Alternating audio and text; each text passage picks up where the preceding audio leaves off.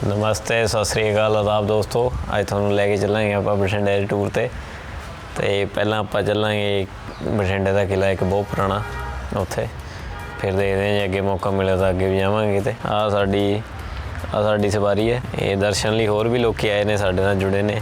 मझां गावां India की खासियत है, गावां। साडे अज दे टूर गाइड आ गए ने, ये सानू बठिंडे दर्शन कराएंगे। आज बेटा जी का किरा दिन रह गया, शुक्रवार शनिवार को जाना है, तो 2 दिन रह गए हैं, इसलिए हम बठिंडा घूमने जा रहे हैं।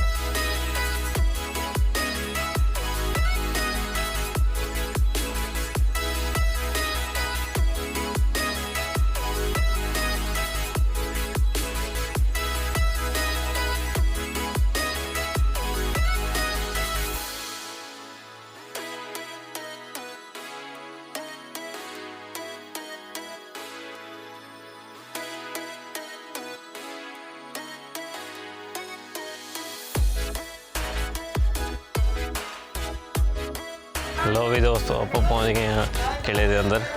इत्थे बहुत बड़ा गुरुद्वारा है, इत्थे गुरु गोबिंद सिंह जी ने विजिट किया सीगा।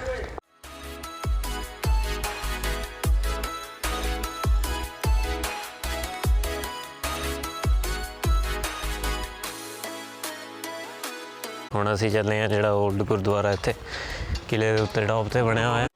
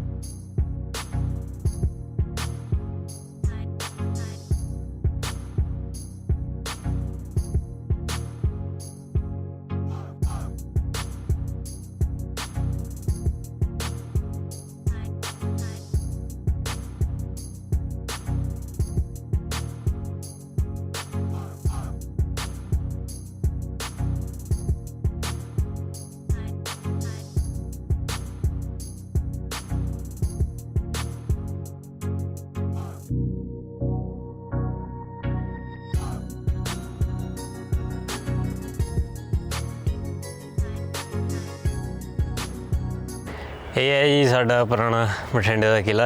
देख सकते हो काफ़ी पुराना आर्कीटैक्चर है, पर हुण हौली हौली टुट रहा है। इस करके इनू आर्कीलॉजिकल सर्वे ऑफ इंडिया के अंडर रिपेयर किया जाता। सामने कंस्ट्रक्शन चल रही है।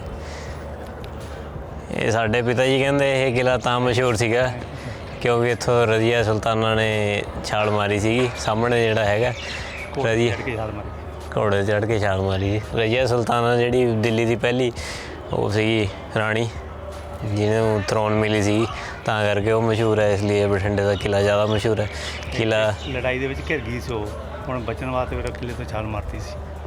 ਕਿਲ੍ਹਾ ਤਾਂ ਕਹਿੰਦੇ ਕਿਲ੍ਹਾ ਤਾਂ ਬਹੁਤ ਪੁਰਾਣਾ ਹੈ। ਇਹ ਮੈਂ ਪੜ੍ਹਿਆ ਵਿਕੀਪੀਡੀਆ 'ਤੇ ਤਾਂ ਇਹ 100 AD ਉਹਦੇ ਵਿੱਚ ਬਣਿਆ। ਉਦੋਂ ਬਾਅਦ ਕਈ ਰੂਲਰਾਂ ਨੇ ਇਸ 'ਤੇ ਕਬਜ਼ੇ ਲਿੱਤੇ, ਤਾਂ ਕਰਕੇ ਫਿਰ ਇਹ ਹੌਲੀ ਹੌਲੀ ਖਰਾਬ ਹੁੰਦਾ ਗਿਆ।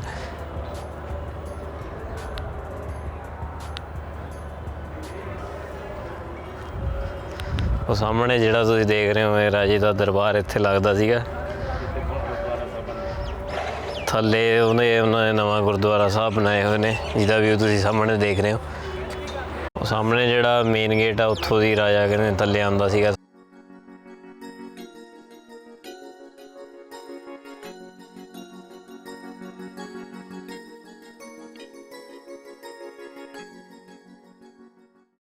ਇਹ ਜਿਹੜੀਆਂ ਤੁਸੀਂ ਦੇਖਿਆ ਇਹ ਤੋਪਾਂ ਇੱਥੋਂ ਦੀਆਂ ਪੁਰਾਣੀਆਂ ਬਚੀਆਂ ਹੋਈਆਂ।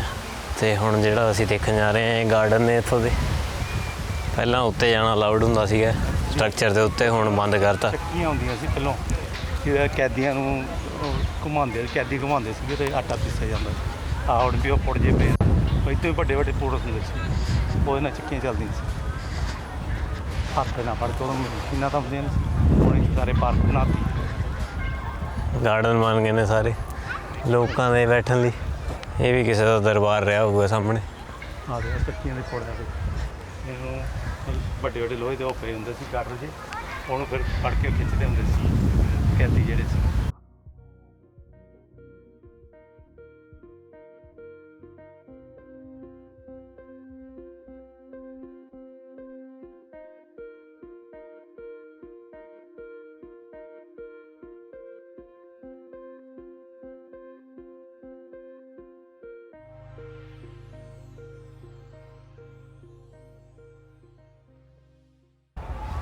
ਇਹ ਜੋ ਤੁਸੀਂ ਸਾਹਮਣੇ ਦੇਖਿਆ ਖੂਹ ਸੀਗਾ ਇੱਥੋਂ ਦਾ, ਪੁਰਾਣੇ ਟਾਈਮ ਦਾ, ਕਾਫੀ ਡੂੰਘਾ ਸੀ।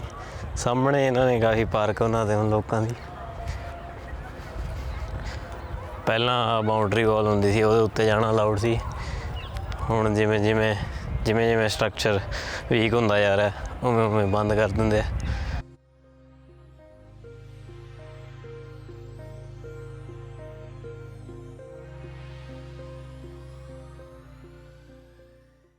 ਇੱਦਾਂ ਇਹਦੇ ਸਟਰਕਚਰ ਵੀਕ ਹੁੰਦਾ ਜਦੋਂ ਮੇਨਟੇਨੈਂਸ ਮਾੜੀ ਹੁੰਦੀ ਹੈ, ਟੁੱਟਦਾ ਰਹਿੰਦਾ ਸਟਰਕਚਰ।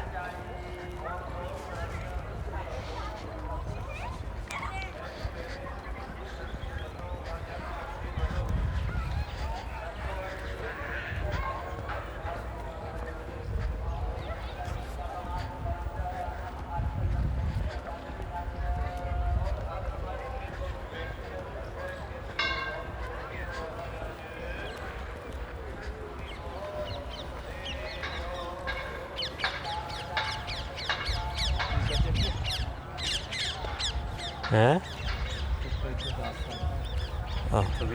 ਗੱਡੀਆਂ ਵਗੈਰਾ ਸਭ ਕੁਝ ਜਾਂਦੇ ਹਾਥੀ ਉੱਪਰ ਤੋਂ ਬੰਦ ਕਰਤਾ ਨਾ। ਬੰਦ ਕਰਤਾ। ਉਹ ਵੀ ਉਹ ਸਾਹਮਣੇ ਪੌੜੀਆਂ ਪਹਿਲਾਂ ਉਹ ਝੁੱਕੋ ਬਣੇ ਹੁੰਦੇ ਸਿਕਿਉਰਿਟੀ ਪਰ ਬਾਹਰ ਦੇਖਣ ਵਾਸਤੇ। ਇੱਕ ਉੱਪਰ ਬਣੇ ਹੁੰਦੇ ਗੁੰਮਾ ਜੀ, ਉਹ ਹੁਣ ਤਾਂ ਢਾਈ ਇੱਥੋਂ ਹੀ ਬਹਿ ਕੇ ਦੇਖਦੇ ਸਾਰਾ ਦੂਰ ਤੋਂ ਏਰੀਆ ਦੇਖਦਾ ਸੀ।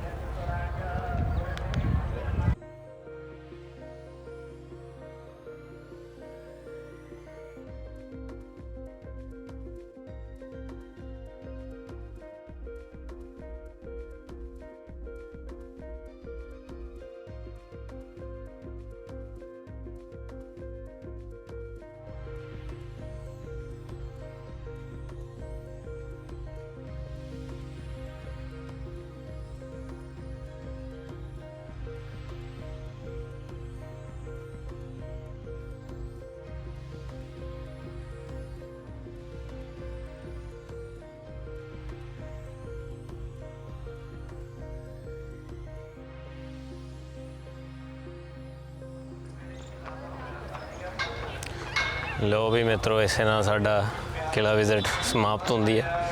ਹੁਣ ਦੇਖਦੇ ਹਾਂ ਅੱਗੇ ਕਿੱਥੇ ਜਾਣਾ, ਨਹੀਂ ਤਾਂ ਫਿਰ ਅਗਲੇ ਵਲੌਗ 'ਚ ਮਿਲਾਂਗੇ ਤੁਹਾਨੂੰ।